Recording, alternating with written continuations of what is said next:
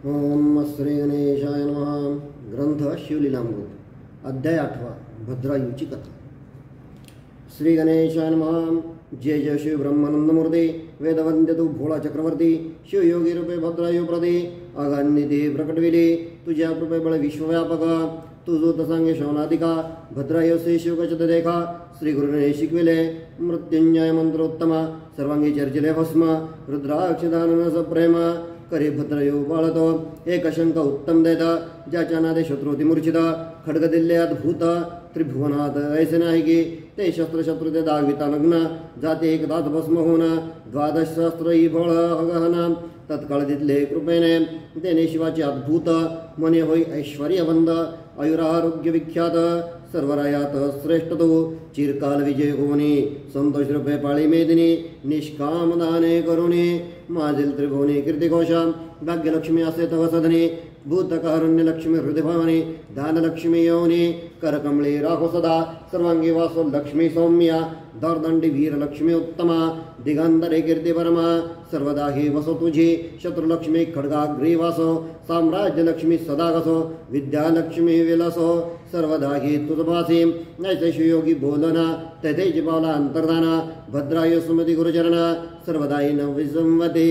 इकडे भद्रायूचा पिता निवृत्ती दाशार्ग देशींचा नृपती वज्रबाहू महामती शत्रुत्यावरी पातले मगध देशाधिपती हे मरथ त्याने देश नागविला समजता धनधान्य करुणी नेता सर्व करेन गोहरण स्त्रिया पुरुष धरुणी समजता बळेने येऊनी बंदी घालिता मुख्य राजग्राम वेष्टित बाहेर निघत वज्रबाहू युद्ध झाले 10 दिनपर्यंत हा एकला शत्रू होता मग त्यासी धरुनियाजित रती बांधती आकर्षणी वज्रबाहूची अमात्य धरून तेही चालविते बांधून ऐसा काम प्रजा लुटून राजस्त्रिया धरियल्या ऐसे करुणी समस्त घेऊन चालला हिमरथ वज्रबाहू कासा विचकोता मागे पुढे पाहतसे पुत्र न बंधू आम्हास कोण काय वारीन समयास आम्ही पाहावे कवनासास सोडविले कोण दुःखर नव्हे तो समाचार कळा भद्रायुसी की शत्रुनेंती पित्यायासी गुरुस्मरण गुरुनी मानसी अंगी कवचले गेले मृत्युंजय मंत्र परमा सर्वांगी चर्चिले भस्म शंख खड्ग घेऊन उत्तम माते लागी नमस्कारी म्हणे माते शत्रू होता ग्राम करून निप्त यास नेता तरी मी गुरुदास सुतो जासुता संहारी न समजता दे माते तुझ्या सकृते करुणा सकृतांत समरी पूर्ण चूर्ण पृथ्वीराजे जितीची धरुण आणि तुझ्या दर्शना निर्दोषताचा ध्वज उभवीन आज तेजपुंज शरदकाळींचा द्विजराज सजळ जैसा शोभदा पद्माकर पुत्र सुनयनवीर सवे घेतला सत्वर सर्पाचा माग काढी विनता सुत तैसे दोघे धावती इवा हे कोणते कांतरी शोधित धावती दोघे केसरी की जनक जेचे गैवारी लहुकुश पुत्र जैसे पायी क्रमिती भूमी सत्वर शोभती ठाकुटे वैकिशोर जवळी दे कुणी शत्रुंज भार सिंहनादे गर्जिन्नले नुमंती उभे रे सुतस्कर समस्त वज्रबाहूसी ऐसी दिव्यवस्था सोरनिया नेता त्वरिता शिक्षा लावीन तुम्हादे तस्करांची घे शिक्षा दाना छदावे कर्ण नासिक करजरण एवढा अन्याय करून कैसे वाचून जाल तुम्ही अवघे माघरे जवपाती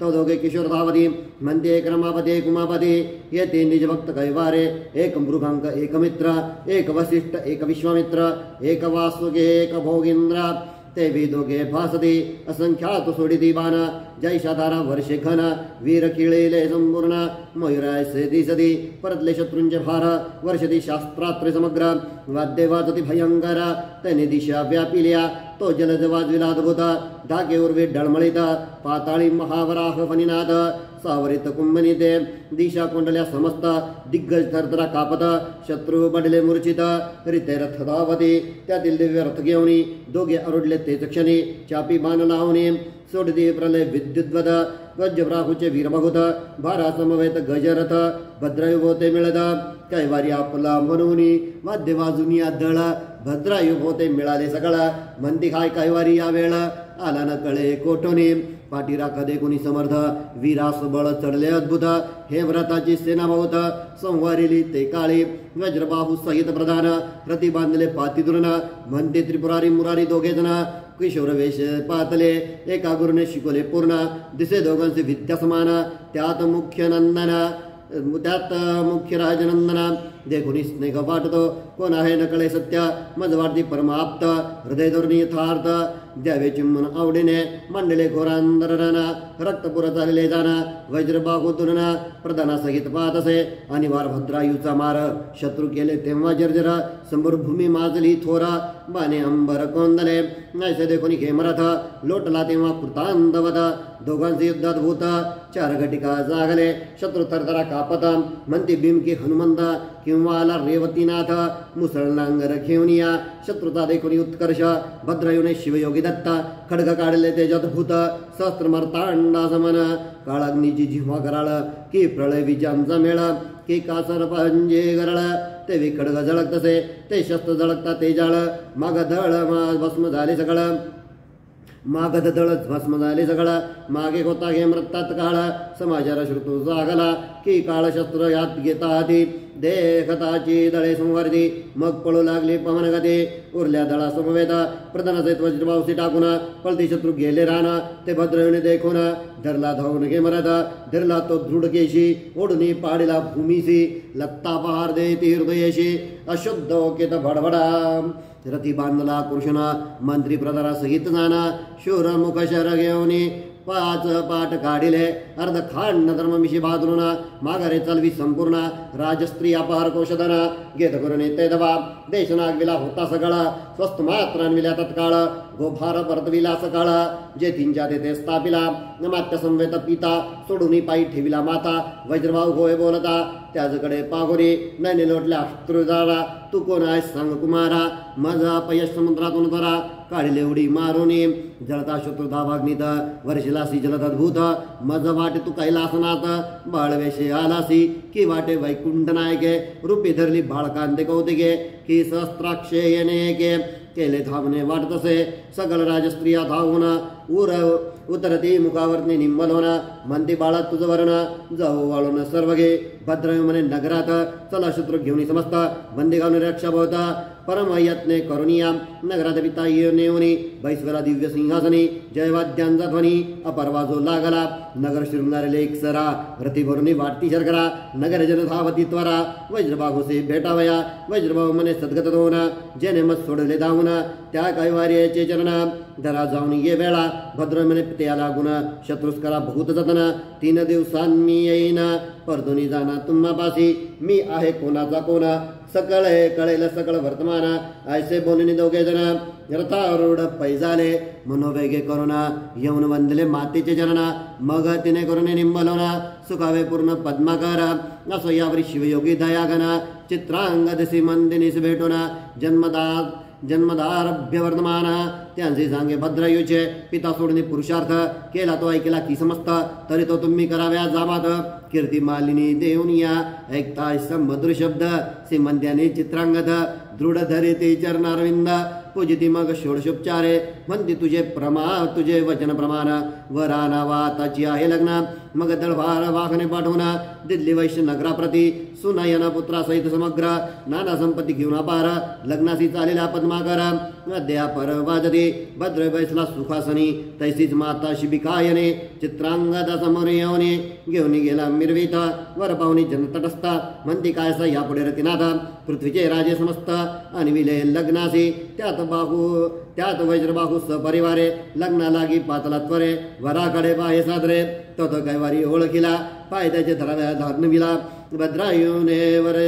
वरेच्या वरी धरिला आलिंगन देता वेळा कंठ दाटले उभयतांचे नैनी चाललेल्या बिमलांबुधारा अभिषेक करती येरा मग वज्रबाहू पुसेवारा देश तुझा कवन सांगा फेडी संशय तत्वता सांग कवन माता पिता गोत्रगाम गुरुवाता सर्व सांग मज प्रती मग भद्रवणे एकांतीने येऊन सांगिले साध्यंत वर्तमान हा शिवयोगी याचा महिमा पूर्ण उपासना शिवाजी आनंद पुण्य कोट्यानुकोटी तै शिवयोग्यांची होय भेटी तो साक्षात ध्रुजटी त्याचे चरित्र जाणे मग ते सुमती पट्टराणी भेटवले कांती नेऊनी वज्रबाहू कालते पाहुणे रुदन करी ते दवा मने ऐसे निधाने वरिष्ठे म्या गौरवानी टाकिले नष्टे मज एवढा अन्याय कोठे पृथ्वीवरी शोधिदा नसेल सुमती मागील दुःख अद्भुत आठवणी रडे सद्गती द्या मने शिवयोगी गुरुनाथ त्याने कृतार्थ केले गम्मा मग सीमंतिनी चित्रांगद उभदयांचा गुरुनी ऐक्यवाद वज्रबाहू बोले सद्गत धन्य सुमती राणी तू बिंदूंचा सिंधू करणा मदत्वा धाविला अनुना सर्पाश कनकाग्री होना श्रेष्ठ केला गुणचरिते तो माझा केला उद्धार माझा अभ्यागास कैसा पुत्र हे राज्य तुझी समग्र सुता सहित्वा दिदले असे बोलणे त्वरित वज्रबाहू बाहेर येता भद्रायु धावनी सद्गतीत साष्टांगनमित पितयाते वज्रबाहू देता लिंगना जेवे भेटते शिवानी षडानन की वाचस्पती आणि कच निधान संजीवनी संधिदा लिंगिदे मस्तकावघ्रान जडकरे सप्रेम बैसला अंगावरे कीर्तिमालिनी स्नेशा सुंदरे दक्षिणांगे बैसवली तव राज समस्त आश्चर्यकर्ते धन्य वज्रबाहू नृपती मग पद्माकर सुनया प्रति भद्र भेटवी पितयाते गगनीन समय ब्रह्मानंद ऐसा झाला सकळ मोद मग 4 दिवसानंद यथा सांग लग्न झाले आनंदिले अपार 2 लक्ष बाजी अयुत कुंजर दास्य दासी भांडार वरुणी द्रव्य दिधले सवे घेऊन कीर्तिमालिनी पद्मकरा सहित राजक जननी पद्माकर सहित जनक जननी निज नगरा ते दक्षिणे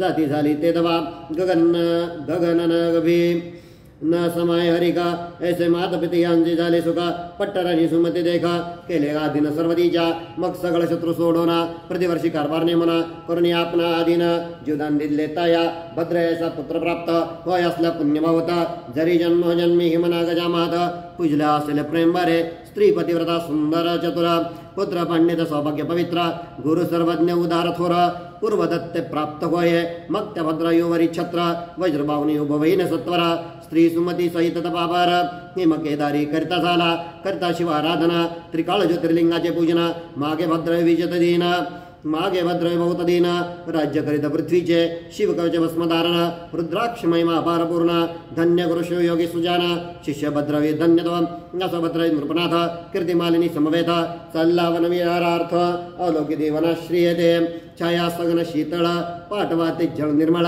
तेथे वैस्ता सूर्यमंडळ वरी कदापि दिसेना नारळी केळी फुफळी जातांजन मलयागर सुवास चंदन अशोक वृक्ष खरजुरी सगन आंबे जांभळी किरणीया वटपिंपळ कडवे निंब डाळिंब सेवरी मंदार कदंब अंजिरा औदुंबर वरी भद्रनाभ बेदित गेले गगनमार्गे चंपक मोगरे जाई जोई मालती सेवंती बकुळ ठाई ठाई शतपत्र जबागस्ते वृक्षबाये वेष्टुनी वरी चालले कनकवेली नागवेली वरी करा ओवळवेली नानालता सुवास करा द्राक्ष द्वीप द्राक्ष सुंदर जय फळे डोलदी फळबारे बदक चातक मयूर कुस्त्री मृग जवाद मार्जर चक्रवाक नकुळ मरळ बरिकर सरोवर तिरी क्रीडते असोतया वनात कीर्तिमालिनी समवेत क्रीडास्ता अकस्मात एक पूर्व वर्तने दुर्वरी भद्र विलोकित तो स्त्री पुरुष यती धावत ऊर्ध्व करुणी आस्ता दीर्घस्वरे बोबदे पाठी लागता महाव्यग्र आक्रोश बोभात विप्र मनेंद्रुपा स्त्री पती व्रताधोर मागे सुकुमार राहिली गजबोजनी धाविल नलान रूप शरलावनी ओढले चापा तो व्याघ्र काळ रूप स्त्री नेत धरुणिया रायेश्वर सोडले भविता परितो नगणी तैसाची जाता विजू ऐसे शरद होता अंगे फेदले तयाच्या गिरिखंद्रे ओलांडुना व्याघ्र गेला स्त्रीस घेऊना विप्रराया पुढे येऊना शोकरी अक्रेशे आहालने तुझ विना ग्रह वाढते महारण्य रायास म्हणे ब्राह्मण दिक्षत्रिय पण दिग्जाने तुझे देखता सत्य माझे स्त्रीने केला कंद कंद पडले व्याघ्रमुखात सोडवे मज यापासून तुझ्या का फुडल्या भोवत धाव धाव रे जगतीनाथ दिग तुझी शस्त्रे समस्त खडगे व्यर्थ धुरुने दिदले द्वादश सहस्त्र नागांचे बळ दिग्मंत्र अस्त्रजाळ शतापासून सोडवी तत्काळ शरणागत रक्षित तोची पार्थिवा दिकाश्रम दिग्ग्राम जेते नाही सत्समागम दिगश्रोता दिग्वक्ता सप्रेम नाही कीर्तन शिवाचे दिक्संपते दिक्संतते द्विजन रक्षेन भजे उमापते तो दिग्नारे परमते पते व्रतान जे नव्हे माता पितयांशी शिकविता दिगपुत्र वाचला व्यर्थ दिक्षिष्य तो गुरुभक्त नवेचे मदवादी पायी गुरुची जाकुनी पदवी आपला महिमा विशेष मिरवी दिक्पार्थी जोन सोडवे संगडे प्राण गेलिया भद्रायू बोले उद्विग्न मी तुझं रक्षिले देईना करे पुढते उत्तम लग्न अथवा राज्य दान घे माझे विप्रमाणे कासाया लग्न स्त्रीहीनास कासाया धना जन्मांदासे दर्पणा व्यर्थ काय देवनिया मुडास कासाय उत्तम ग्रंथ तारुण्यास संन्यास देणे जे अनुतीत जेणे तळविला अत्यंत त्याचे लग्न व्यर्थ जायचे. तृषा कांतासी वाजले घृत, क्षुधा तुरासी माळा गंधाक्षत, चिंता तुरा पुढे व्यर्थ, गायन नृत्य कासया, या लागीन न लगे तुझे राज्यदाना. दे माझी स्त्री आणून, राव म्हणे जा कीर्तिमालिनी घेऊन, दिदिरिम्या तुझ प्रदी, रायाचे सत्व पागे ब्राह्मणा, म्हणे दे कीर्तिमालिनी मतदाना. माझे तप मेरू पर्वताहून, उंचासे न सरे कधी, मी पापासी भीत नाही जाना. अंगीकारले तुझे स्त्री रत्न, सागरे ढेकुळ पडले येऊन, तरी सागर काय ढवळेला, धुळेने न मळे आकाश, तैसा मी सदा निर्दोष, राव म्हणे अपयश. थोर आले मजवारे, माझे बळ गेले होते ते तीक्षणा, जय व्याघ्रे नेली विप्रलनना. आता स्त्री देवनी ब्राह्मणा, अग्निकाष्ट भक्षण मे, विक्रपडे संकल्प करुणे, दान दिले कीर्तिमालिने, विप्रगुप्त झाला ते क्षणे, राय अग्नी चेतविला, ज्वाळा चालले आकाश वंदे, मग स्नान केले नृपनाथे, भस्म जरिले सर्वांगाते, रुद्राक्ष धारण वैगेरे, आठवणी गुरुचरण, शिवमंत्र शिवध्यान, प्रदक्षिणा करून येतीना, अग्निकुंडा भोवत्या, जय जयकार शंकर मारांगा, वंदनांतका भव भक्त भवभंगा, विश्वव्यापकाराध्यलिंगा, नैवेगे तुझबासी, उडी डोको जाता ते वेळी, असंभावितला ज्वालामालयी, तव त्यामधून एका पालमौरे, अपर्णे सहित प्रकटला, दशभूष पंचवदना, कर्पूरगौर पंचदशनयना, पंचविंशती तत्वाहुन, पंचभूतांहून वेगळा जो, भद्राश्री हृदय धरुणी सत्वरा, म्हणे सगळ्या इच्छित मागवर, तुझी भक्ती निर्माण दोरा, देखुनी प्रकट झालो मी, भद्र बरे सद्गतीत, म्हणे विप्रासे आनंद करिता, ते ऐकूने म्हणे विप्रस्त्री आनंद करिता, ते ऐकून आसिंदना गजमुखात, विप्रतो मीच झालो होतो, व्यग्रय मीच होतो, गेले भवानीस घेऊन, भक्तिभावा निर्माण, दोघे आम्ही प्रगटलो, तुझी गे कीर्तिमालिनी, म्हणून उभी केली तेच क्षणे, देव सुमने वर्षिती गगने, रावचरणी लागतसे, शुमन रे गुणवंता, अपेक्षित वर्मागाता, हे रे मन वज्रबाहू पिता, सुमती माता महासती, पद्माकर गुणवंता, कैलासी न्यावा स्त्री संवेदा, इतुक्या सटावी यथार्थ, तुझ समीप देजे, तुझी या पार्श्वभावी सकळ, असो स्वामी अक्षय अडळ, यावरी बोले पय फेरदवन, कीर्तिमालिनी तू मागाता, ती म्हणे आता श्रीमंदिनी, ती म्हणे माता श्रीमंदिनी, पिता चित्रांगद पुण्यखानी, तुझ समीप राहोत अनुदिने, शिवळपाणी तथास्तु म्हणे, तुम त्यांनी मागितले, त्यामे सर्व दिदले, माझे चित्त गुंतले, तुम्हापाशी सर्वदा, मग कीर्तिमालिनी समवेत, 10 सहस्त्र वर्षेपर्यंत भद्रायू राज्य करिता, हरिश्चंद्रा सारिगे, मग त्यागवरी सकाळी, दिव्य देहावगी झाली, दिव्य विमानी कपाल मौली, नेता झाला सन्निधा, चित्रांगद श्रीमंदिने, वज्रभाव सुमती राणी,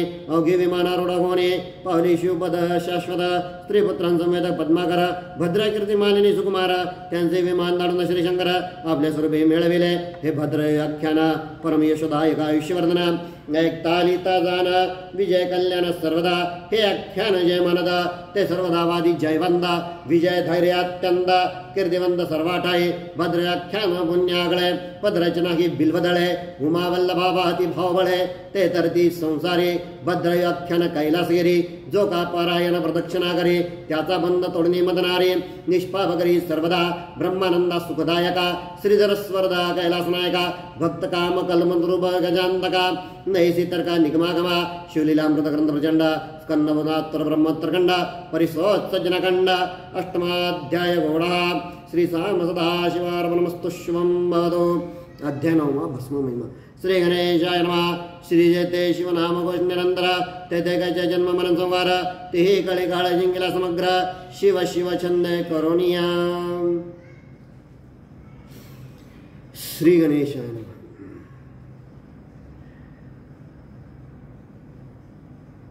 हरि ओम. श्री गणेशं ध्याये नित्यं महेशं, रजतगिरिनिभं चारुचन्द्रावतंसं, रत्नाकल्पोज्ज्वलांगं, परशुमृगवराभीतिगस्तं प्रसन्नं, पद्मासीनं समनस्तात्, स्तुतमगणैर्व्याघ्रकृत्यं वसानं, विश्वान्द्यं विश्ववन्द्यं, निखिलभयकरं, पञ्चवक्त्रं त्रिनेत्रं, असे कर्मयोगी असे ध्यानयोगी, स्वयंपूर्णतो ज्ञानयोगी विरागी, पूजित से नित्य श्री बालचंद्र, नमस्कार श्री सद्गुरु रामचंद्र.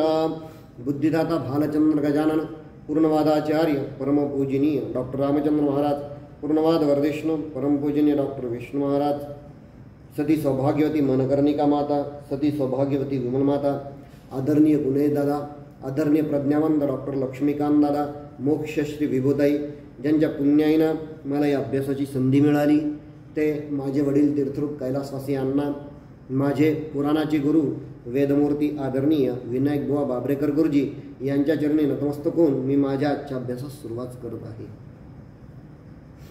कालचा आपण अध्याय बघितला, 7वा अध्याय. कालच्या अध्यायामध्ये हा भद्रायू, हे सुमतीचं बाळ भद्रायू हा जेव्हा 12 वर्षाचा होता तेव्हा त्याच वेळेस शिवयोगी ऋषभ हे त्यांचे गुरुदेव, हे त्यांच्यापाशी जेव्हा ते आले तेव्हा त्यांनी त्याला नीतिमत्तेचं व धर्मनीतीचे काही असे धडे त्यांना शिकवले, ज्याच्यामध्ये मुख्यत्वे करून त्यांनी त्याला असं सांगितलं की माता, पिता व गुरु व त्याचप्रमाणे ही सर्व जनता जी आहे त्यांचं तू रक्षण करावं. ज्याप्रमाणे एखादी गर्भवती माता तिच्या गर्भाचं रक्षण करते, तिच्या गर्भाचं पालनपोषण करते, त्याचप्रमाणे त्या राजाने आपल्या प्रजेचं पालनपोषण करावं. त्याप्रमाणे आपलं हित कशात आहे, आपलं अहित कशात आहे, आपला खर्च किती आहे, आपलं उत्पन्न किती आहे, त्याप्रमाणे आपला खर्च करावा. ज्याप्रमाणे आपल्याकडे सेवक आहेत त्यातील काही सेवक त्यांचं आपल्याविषयी हित आहे का अहित आहे याचीही परीक्षा आपण व्हावी. तदनंतर शेती, तदनंतर मित्र, गोब्राह्मण, तदनंतर घरातील कलह याकडे वारंवार मनुष्याने लक्ष द्यावे, त्याच्याविषयी चिंतन करावं. कारण हे जोपर्यंत कमी प्रमाणात आहेत तोपर्यंतच याच्यातून काहीतरी मार्ग काढावा, अन्यथा हे उग्र रूप धारण करतं. तदनंतर त्यांनी अत्यंत सुंदर असं एक विवेचन त्यांना केलेलं आहे की या जगामध्ये काही गोष्टी अशा आहेत ज्याप्रमाणे गुरुमंत्र, आपण सेवन करतो ते अन्न, आपण घेतो ती औषधी, त्याचप्रमाणे मैथून, हे जे प्रकार आहेत हे सर्व जे आहेत ना हे झाकलेले असावे, उघड अशा प्रकारची कुठेही वाच्यता करू नये. तदनंतर ग्रामसभेत जे काही कुचेष्टी, वाह्यात अशा प्रकारचे जे लोक आहेत त्यांना अजिबात त्या ग्रामसभेमध्ये त्यांना थारा देऊ नये. अशा प्रकारचं सुंदर असं धर्मवर्तन, नीतिवर्तन भद्रायूला त्यांनी शिकवलं. आणि तदनंतर आजच्या या अध्यायाला सुरुवात होत आहे. या अध्यायामध्ये भद्रायूच्या पूर्ण पराक्रमाचा हा भरलेला अध्याय आहे. सुरुवातीलाच यामध्ये असं सांगितलेलं आहे की हे सर्व सांगितल्यानंतर त्या श्रीगुरूंनी नंतर त्या बाळाला महामृत्युंजयाची दीक्षा त्याला दिली, महामृत्युंजय मंत्र त्याला शिकवला. तदनंतर 12,000 हत्तींचं बळ त्याला दिलं. तदनंतर एक खड्ग त्याला दिलं, ज्या खडग्याच्या दर्शनानं नुसतं सुद्धा शत्रुपक्ष यांचा नाश होईल. आणि तदनंतर एक दिव्य अशा प्रकारचा शंख त्या बाळाला म्हणजे त्या भद्रायूला या ऋषभ ऋषींनी त्याला दिला. आणि त्याला असं सांगितलं की नुसत्या याच्या आवाजाने, नुसता शंखनादाने अनेक प्रकारचे शत्रू हे मूर्छित पडतील असं म्हणून त्याला दर्शन दिलं. तदनंतर ते गुप्त झालं. दिवसांमागून दिवस जात होते. हाही नित्यप्रमाणे त्या शिवपूजेत रत होत होता. त्याचप्रमाणे त्यांनी त्याला अजूनही सुंदर अशा प्रकारचा एक वर दिलेला होता, तो सांगण्याचा राहून गेला. आणि त्याला सांगितलं की अनेक प्रकारच्या लक्ष्मी तुझ्याकडे वास करतील. भाग्यलक्ष्मी जी आहे ती नित्य तुझ्या राज्यात वास करेल. कारुण्य लक्ष्मी जी आहे ती तुझ्या हृदयामध्ये वास करेल. दानलक्ष्मी जी आहे ती तुझ्या हातामध्ये वास करेल. वीरलक्ष्मी जी आहे ती तुझ्या बाहूंमध्ये वास करेल.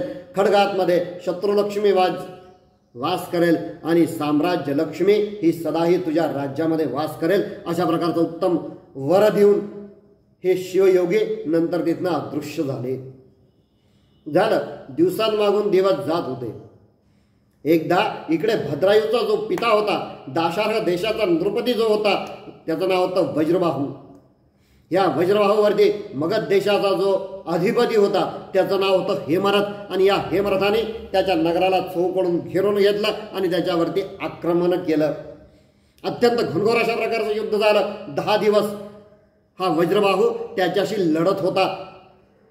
पण 10व्या दिवशी शेवटी मात्र याला त्या हेमरथाने जिवंत पकडलं. त्याच्या प्रधानाला, त्याच्या अनेक मंत्र्याला जिवंत पकडलं आणि त्याच्या रथाला बांधून त्याचप्रमाणे त्याच्या साम्राज्यामध्ये पूर्ण साम्राज्य त्याचं लुटून नेलं. अक्षरशः अनेक प्रकारच्या गाई वासरं महिला यांना त्याने तेथून पळवून नेलं, त्यांच्या राज्यामध्ये पळवून नेलं. आणि ते चाललेले असताना, ते जात असताना इकडे भद्रायूला ही गोष्ट कळाली की आपल्या वडिलांच्या राज्यावरती हेमरथानं आक्रमण केलेलं आहे. ही गोष्ट जशी त्याला कळाली तो अत्यंत चवताळला. हातामध्ये खड्ग घेतलं, मातेला नमस्कार केला आणि आईला सांगितलं, तू मला आता आशीर्वाद दे, मी लवकर जाऊन त्या हेमरथाचा मी समाचार घेतो. मातेनं त्या भद्रायूला आणि त्याचा मित्र जो पद्माकराचा पुत्र होता सुनयन, या दोघांना औक्षण केलं, त्यांना उत्तम असा आशीर्वाद दिला आणि या दोघांना त्या हेमरथाच्या पाठीमागे या दोघांना पाठवलं. ज्याप्रमाणे एखाद्या नागाच्या मागे किंवा एखाद्या सर्पाच्या मागे गरुड लागावा, त्याप्रमाणे हे दोघे जण, हे दोन वीरपुत्र त्या सैन्यावरती, त्या सैन्याचा मागोवा घेत त्या अरण्यामध्ये घुसले. आणि जसे त्यांना ते सैन्य दिसलं तसं यांनी मोठ्याने गर्जना केली, थांबा, कुठे जाता पळून, मी आहे अजून, माझ्याशी लढा. ज्याप्रमाणे भगवान शिव आणि विष्णू यांनी कुमार रूप घेऊन यावं किंवा साक्षात लवकुशांनी जाऊन एखाद्या सैन्याला थांबून त्यांच्यावरती आक्रमण करावं, अशा प्रकारचे हे दोन युवक, हे 12 वर्षाचे युवक, हे दोन युवक एवढ्या मोठ्या सैन्याला हे सामोरे जात आहेत, त्यांना आव्हान देतात. आणि मग तदनंतर या दोन बालकांमध्ये आणि त्या सैन्यांमध्ये अत्यंत घनघोर अशा प्रकारचं युद्ध झालं. या बालकांनी सुद्धा अनेक प्रकारचे शस्त्र अस्त्र, अनेक प्रकारचे बाणांनी, अक्षरशः त्यावेळेस पूर्ण आकाश या दोघांच्या त्या बाणांनी पूर्ण व्यापून गेलेलं होतं. अत्यंत धुरंधर अशा प्रकारचे हे दोन वीर त्यांच्यावरती तुटून पडले.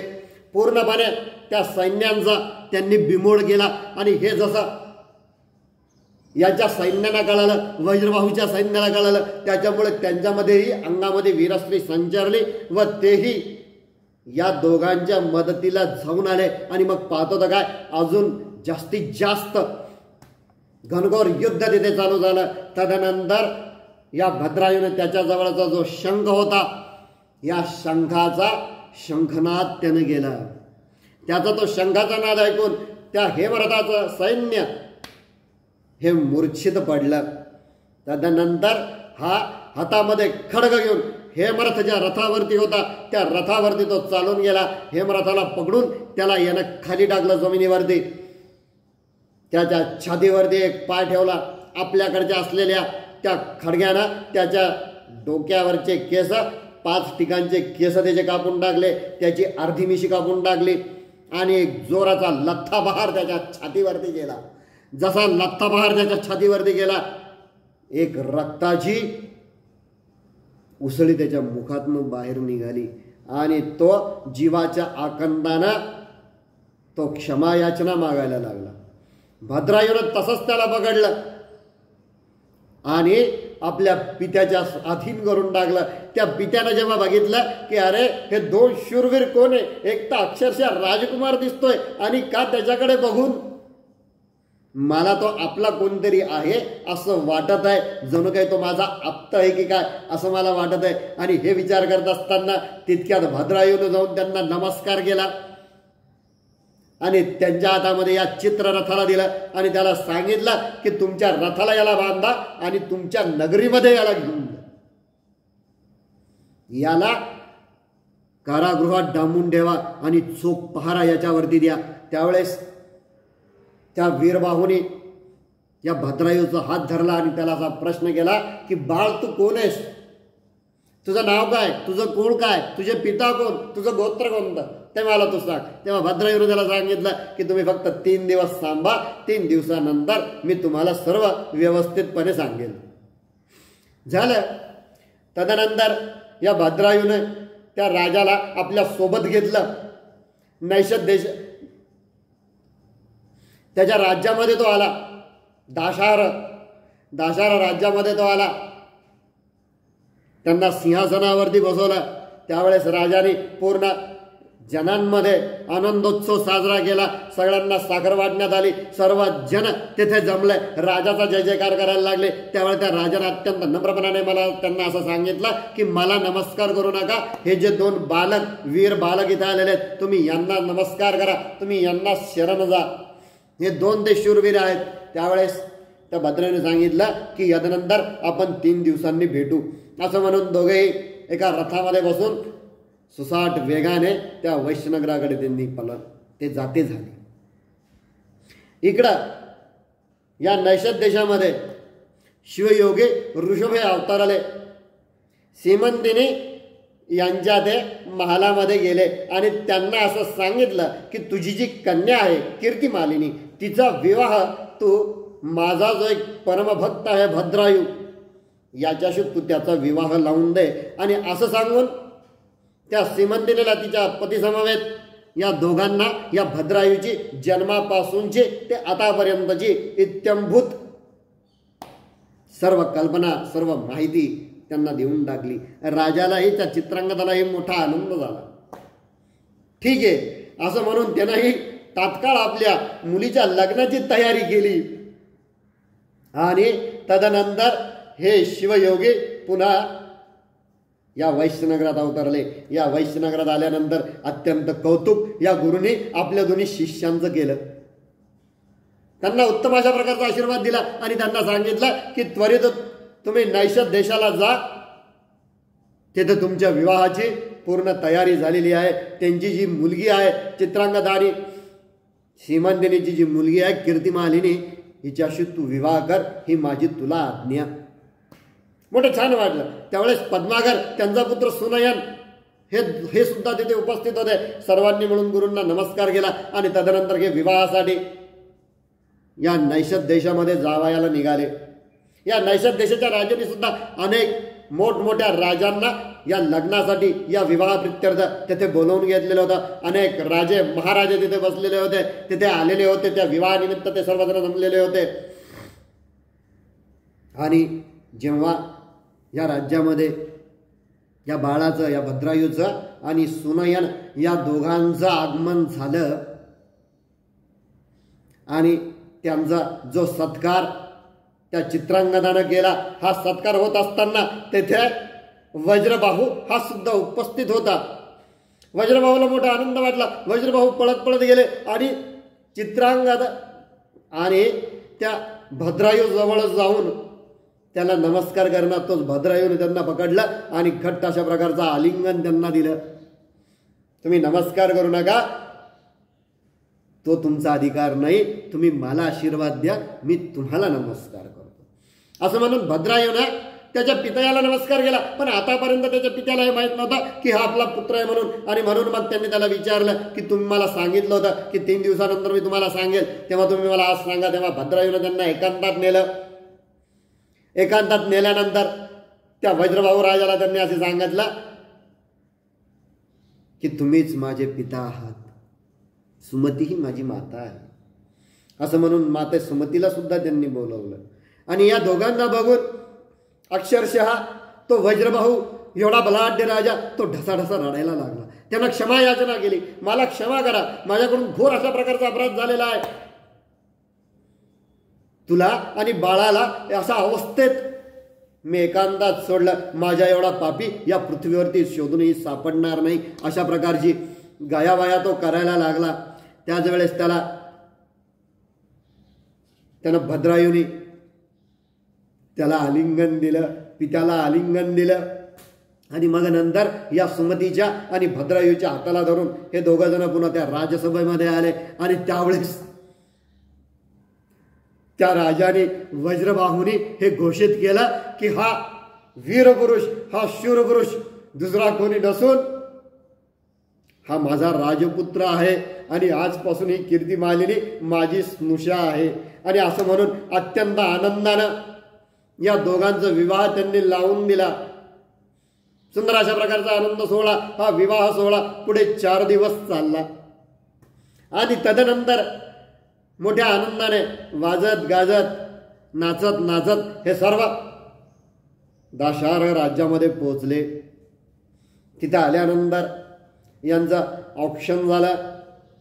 ग्रहलक्ष्मीने ग्रहप्रवेश केला आणि तदनंतर हे दोघही जण आपल्या संसारामध्ये रममान झाले. सुंदर अशा प्रकारचा प्रत्येक सकाळी आणि संध्याकाळी दोघे जण कीर्तिमालिनी आणि भद्रायू हे दोघे जण शिवपूजन करत.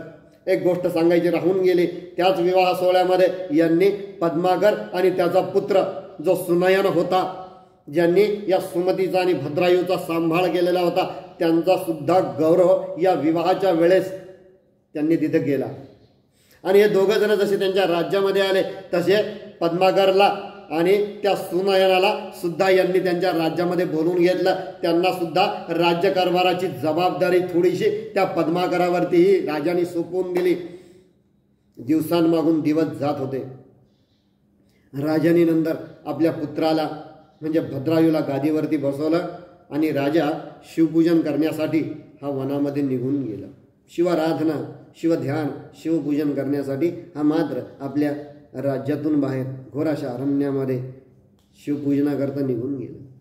तदनंतर एकदिनी हे दोघे जण कीर्तिमालिनी आणि भद्रायू हे दोघं जण वनविहाराकरता वनामध्ये जात असताना अत्यंत सुंदर अशा प्रकारचे आंबा, केळी, नारळ, खजूर अशा प्रकारचे, त्याचप्रमाणे अशोक वृक्ष, कदंब वृक्ष अशा प्रकारचे घनघोर गगनभेदी असलेले ते वृक्ष, त्यांची खाली गडद पडणारी ती छाया, समोरून वाहणारं ते नदीचं झुळझुळ असणाऱ्या प्रकारचं ते शांत पाणी आणि तदनंतर या वातावरणात पसरलेला जाई, जुई, बकुळी, शेवंते, मोगरा, गुलाब यांचा सुवास अत्यंत सुंदर, अत्यंत रमणीय अशा प्रकारचं ते वातावरण होतं. आणि या वातावरणामध्ये हे दोघं जण एका विशाल अशा वृक्षाच्या छायेखाली दोघं जण वार्तालाप करत बसले असताना तिथे एक घटना घडली. समोरनं एक ब्राह्मण जोरात पळत पळत पळत पळत पळत तो येत होता. वाचवा वाचवा, माझ्या पत्नीला वाचवा, माझ्या पत्नीला वाचवा, बघा वाघ तिच्या मागे लागलेला आहे, बघा धावा, राजा धाव, माझ्या पत्नीला वाचव, भद्रायू तू श्रेष्ठ आहेस, तू वाचव, असं म्हणून भद्रायूनं एक बाण उचलला. त्या वाघावरती अनेक प्रकारचे बाण त्यानं त्या धनुष्यातनं सोडले, पण तरीही त्या वाघानं त्या ब्राह्मण पत्नीला तोंडात धरून तो वाघ पळून गेला. हा ब्राह्मण त्याच्यावरती चिडला. अरे काय अर्थ आहे म्हणे त्याच्या, तुझ्या शौर्याला काय अर्थ आहे, तुझ्या त्या खडगाला काय अर्थ आहे, तुझ्या त्या 12,000 हत्तींच्या बळाला काय अर्थ आहे, तुझ्या त्या गुरुपूजेला काय अर्थ आहे, तुझ्या त्या शिवपूजेला आणि काय अर्थ आहे तुझ्या त्या पुरुषार्थाला. अशा प्रकारचा धिक्कार या ब्राह्मणाने त्या भद्रायूचा तेव्हा तिथे केला. तेव्हा तो भद्रायू त्याला म्हणाले, काळजी करू नका, मी तुमचा विवाह लावून देतो. तेव्हा त्या ब्राह्मणाने त्याला थोडंसं तो असं बोलला, अरे माझा विवाह लावून देणं म्हणजे एखाद्या आंधळ्याला अस्त्र दाखवणं किंवा एखाद्या वृद्धाचा विवाह करून देणं, अशा प्रकारचं कार्य आहे म्हणे, हे मला कदापिही पटणार नाही आहे. ठीक आहे म्हणे, मी तुला अर्धराज्य देतो. नाही म्हणे, मला तुझं अर्धराज्य नको, कारण पत्नीशिवाय संसार रथ हा अपूर्ण आहे, हा चालू कसा म्हणे मी. ठीक आहे म्हणे, मग एक काम कर म्हणे, माझी पत्नी जी ना कीर्तिमालिनी, मी तुला दान देऊन टाकतो, तू घेऊन जा.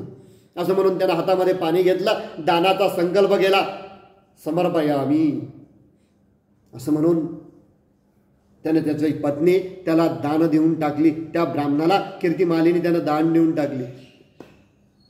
आणि तदनंतर एक मोठी अग्निकाष्ठ त्यानं निर्माण केलं. त्या अग्निकाष्ठ निर्माण केलं आणि त्याने मग नंतर त्या अग्निकाष्ठाला, त्या प्रज्वलित असलेल्या अग्निकाष्ठाला 3 प्रदक्षिणा मारल्या, त्याला नमस्कार केला, शिवाचं ध्यान केलं, आपल्या गुरुचं ध्यान केलं, आपल्या मात्याचं आणि पित्याचं त्यानं ध्यान केलं आणि त्यानं त्याच्यामध्ये उडी मारली.